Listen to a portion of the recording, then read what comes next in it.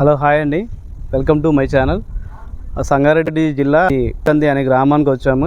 ఇక్కడ చాలా పురాతనమైన గుడి ఉందంటే తెలుసుకుందామని. ఇక్కడ పురావస్తు సంబంధించి చాలా విషయాలు ఉన్నాయి, అవి తెలుసుకుందాం మనం. ప్రజెంట్ ఇక్కడ సాగిద్దాం. ఇక్కడ వచ్చేసి చూసుకున్నట్టయితే కాకతీయ కళాతోరణం ఉన్నది. ఇక్కడ కాకతీయ కళాతోరణం సంబంధించినది ఉన్నది ఇక్కడ ప్రజెంట్. అలాగే చూసుకున్నట్టయితే ఇక్కడ పురావస్తు విగ్రహాలు లభించాయి, ఇక్కడ ప్రతిష్ఠించారు. గుడికి ఎంట్రన్స్లోనే కుడివైపు ఉన్నాయి ఇవన్నీ ప్రతిష్ఠించారు. నాగదేవత సంబంధించిన విగ్రహాలు ఇవన్నీ చూసుకున్నట్లయితే ఇవన్నీ అవే విగ్రహాలు. ముందుకు వస్తే ఇక్కడ వచ్చేసి కాకతీయ కాలం నాటి కళాతోరణం సంబంధించిన లాంటిదే అన్ని విగ్రహాలు ఇక్కడ కూడా ప్రతిష్ఠించారు. చూసుకున్నట్లయితే చూడండి, చాలా పురాతనమైనవి ఇవన్నీ. ఈ మధ్యలో అమ్మవారు,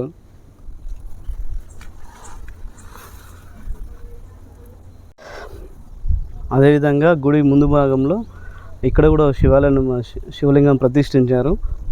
ఇరువైపులా నాగదేవత సంబంధించిన విగ్రహాలు ప్రతిష్ఠించారు. ధ్వజస్తంభాలు లాగా ఉన్నాయి. ఇక్కడ నంది ఉంది. చూసుకున్నట్లయితే చాలా విశాలమైన ఒక 6 ఎకరాలు, సుమారుగా 6 ఎకరాల వరకు ఉండొచ్చు ల్యాండ్. ఇక్కడ ప్రతిష్ఠించారు అన్నట్టు. 11వ శతాబ్దంలో సుమారుగా 1000 సంవత్సరాల పైన అవుతుంది గుడి కట్టించి. చూసుకున్నట్లయితే లోపలికి వెళ్ళి చూద్దాం మనం. బుధవారం లోపలికి వస్తున్నాము. ఇక్కడ ఈ గుడి లోపలికి వచ్చాక మనకి 5 శిలాశాసనాలు కనిపిస్తాయి. వాతావరణంలో కనిపిస్తున్న ఇది ఒక శిలాశాసనం. ఇది ఈ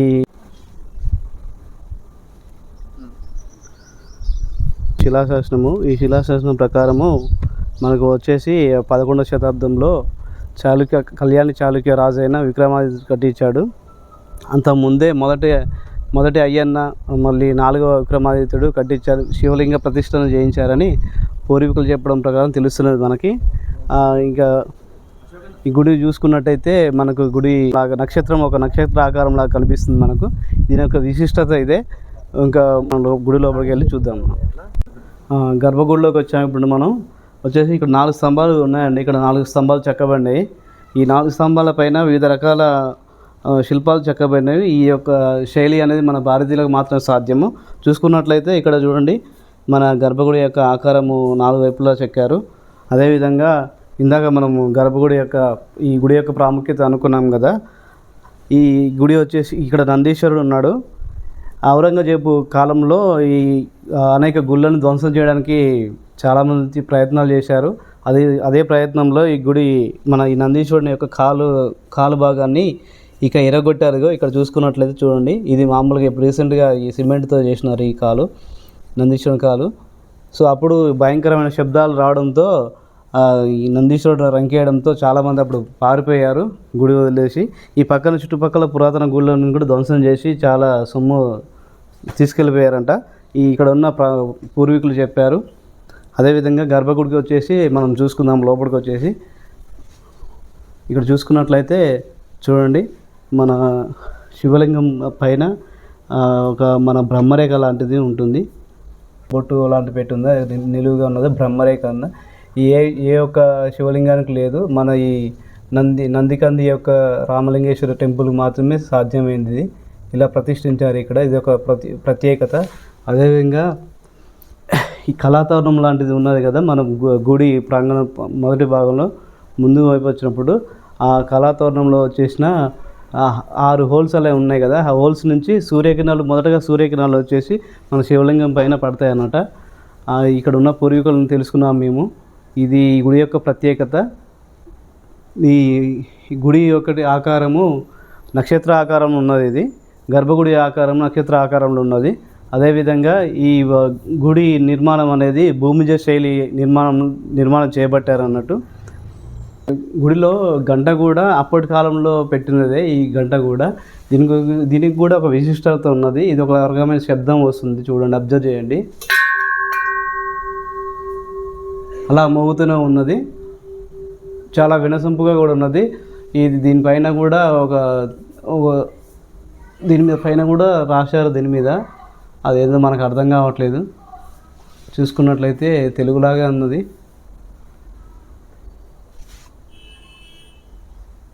బహుశా ఇది ఈ గంట పెట్టిన వారి పేరు అనుకుంటా. ఇక్కడ ఈ గుడి యొక్క ప్రాముఖ్యత మేజర్గా చూసుకున్నట్లయితే కళాతోరణం, ఈ గుడి కళాతోరణం ఒకటి చెప్పాను కదా, కళాతోరణం నుంచి వచ్చే సూర్యకిరణాలు శివలింగం పైన పడతాయి. అదొకటిను, మళ్ళీ ఇంకోటి మన నందీశ్వరి కాళీ ఇరగొట్టడం ఒకటి ఔరంగజేబు యొక్క కాలంలో జరిగింది. అది కూడా తర్వాత చేయించారు.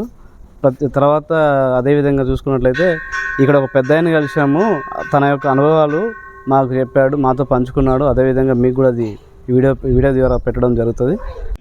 మండలము, నా పేరు బుచ్చప్ప. ఈ కథ 11వ శతాబ్దం నుంచి చాళుక్యులు వాళ్ళు పరిపాలించారు. ఇక్కడ ఏది అనుకున్నా కోరిక నెరవేరుతుంది. ఇక్కడ పిల్లలు పుట్టనోళ్ళు కూడా పిల్లలు అయినరు. మళ్ళీ ఏదైనా గ్రహాలు దోషాలు ఉన్నా అన్నీ పోతాయి. ఇక్కడ మాకు చూసిన కాడికైతే ఒక సర్పం వస్తుంది. అది రాత్రి ఎప్పుడొస్తుందో తెలియదు దేవునికి, అది ఎవ్వరికి కనిపించేది. ఇక్కడ బ్రహ్మాండంగా తిరుగుతుంది. ఇక్కడ మంచిగా ఆ సర్పం చూస్తే చాలా మంది భయపడ్డారట. మాకు ఇప్పటిదాకా కనిపించలేదు. మన పెద్ద మనుషులు పూర్వీకులు ఇప్పుడు అన్నారు. వాళ్ళు ఔరంగాబాద్లో వస్తే ఇక్కడ మన నందీశ్వరి కాలు నరకనికి పోతే బ్రహ్మాండంగా అది కేకలేస్తే వాళ్ళు దెంకపోయి ఉన్న పరిస్థితి ఉన్నది. ఇక్కడ చాలా మంచి ఇక్కడ దేవాలయం. నరికేటప్పుడు చాలా భయంకరమైన కేకలేస్తున్నది.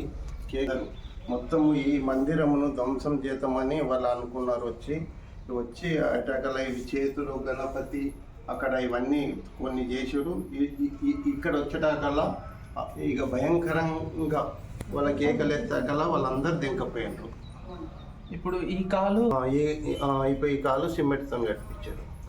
ఇక్కడ ఇంతవరకు ఇరిగింది, ఇది ఇప్పుడు సిమెంట్ మొత్తం ఇది రోటేషన్.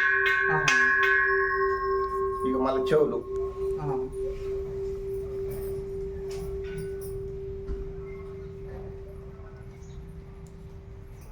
ఏ టైంలో జరిగింది కాలు విరిగింది? ఔరంగజేబు కాలంలో. అయితే ఇది ఒక్కటే గుడికి ఇట్లా చేసారా? ఇక్కడ గుళ్ళు మొత్తం అన్ని అంతే ధ్వంసం చేసి ఇక్కడికి వచ్చిర్రు. లాస్ట్ ఇక్కడికి వచ్చిర్రు. వచ్చినప్పుడు ఈ కాలు నరకనికి పోతే ఇది భయంకరమైన శబ్దం వచ్చింది. వచ్చేటప్పుడు వాళ్ళంతా పారిపోయారు. దీన్ని ఏమి చేయలేక వీళ్ళంతా పారిపోయారు. ఇంకేమేమి గుళ్ళు ధ్వంసం చేద్దాం అనుకున్నారు వాళ్ళు. కాకపోతే ఇక్కడ ఈ శబ్దం వచ్చేసరికి వాళ్ళు తిరిగి వెళ్ళిపోయారు. ఇక్కడ చుట్టుపక్కల ఇంకేమేమి గుళ్ళు ఉన్నాయి? కల్పగురు ఉంటుంది. ఇది గంట గుట్ట అప్పటిది. దీన్ని గంట కొడితే ఒక నాదం వేరే వస్తుంది. వేరే గుళ్ళల్లో ఒక నామం వస్తుంది. దీనికి ఇప్పుడు ఒక నాదం వేరే వస్తుంది. బ్రహ్మాండంగా అనిపిస్తుంది.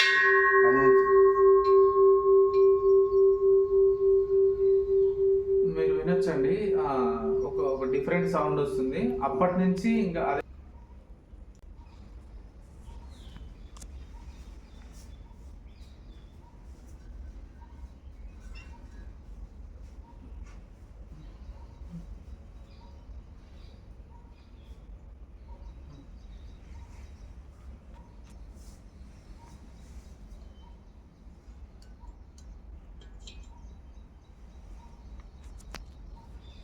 ఆ సూర్యకిరణాలు వచ్చి పొద్దున సూర్యోదయం వచ్చేటప్పుడు మనకు అది లింగం మీద పడతాయి.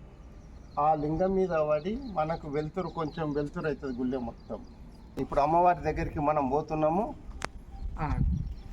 రూపాయలు అవుతుంది. ఇప్పుడు రాత్రికి మనం వచ్చే పరిస్థితి లేదు. ఇక్కడ మేము మాలేసుకొని మేము చూసుకున్నాం, మీనే వండుకున్నాము. ఆమె భయంకరంగా కనిపిస్తుంటుంది మనకు. ఏదో పగలు ఇప్పుడు మంచి శాంతి ఉంటుంది, రాత్రికి ఉగ్ర రూపం లేస్తుంది ఆమె. చాలా మంచి అమ్మవారు. ఎవరిని ఏమన్నది అంటే రాత్రిపూట ఇక్కడ గుడి బంద్ ఉంటుంది అసలు? బంద్ నైట్ కూడా ఉంటుంది కానీ ఎవరు రారు ఇక్కడికి. వాళ్ళు ఎవరు రారు భయపడి. మీరు అమ్మవారిని ఒక్కసారి చూడండి. ఇక్కడ చూసుకున్నట్లయితే అమ్మవారి విగ్రహం దగ్గరకు వచ్చాం మనం.